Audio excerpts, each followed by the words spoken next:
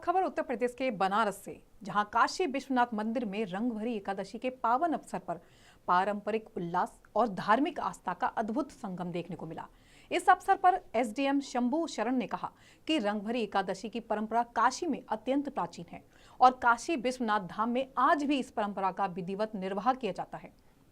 उन्होंने बताया कि इस दौरान बाबा विश्वनाथ के दरबार में विशेष पूजा अर्चना के साथ साथ भव्य सांस्कृतिक कार्यक्रमों का भी आयोजन होता है, जिसमें बड़ी संख्या में श्रद्धालु और स्थानीय नागरिक भाग लेते हैं।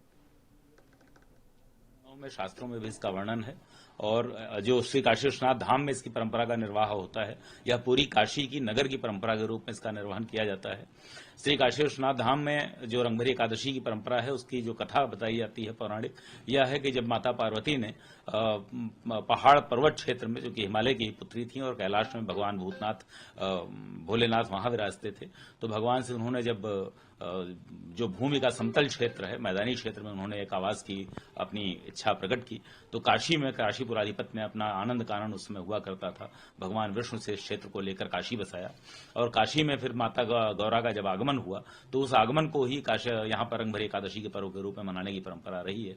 तो रंगभरी एकादशी में जिस समय पंचबदन प्रतिमा के रूप में भगवान का डोला एक चलता है, पालकी चलती है, इसमें भगवान मां पार्वती के साथ बेर स्वरूप में, प्रतिमा स्वरूप में विराजते हैं और लिंग स्वरूप में, जैसा हम जानते हैं, ज्योतिर्लिंग स्वरूप में सामान्यतः उनकी पूजा होती है। तो एक दिन के लिए या जो वर्ष के कुछ विशेष दिनों में इस तरह की झांकी निकलती है, तो आज वाले दिन में विशेष रूप से सारे भक्त उन पर रंग अबीर गुलेल उड़ते हुए, फूलों की वर्षा करते हुए शोभा यात्रा निकालते हैं और अंत में हमारी गर्भगृह में आकर विराजमान होते हैं भगवान मां गौरा के साथ।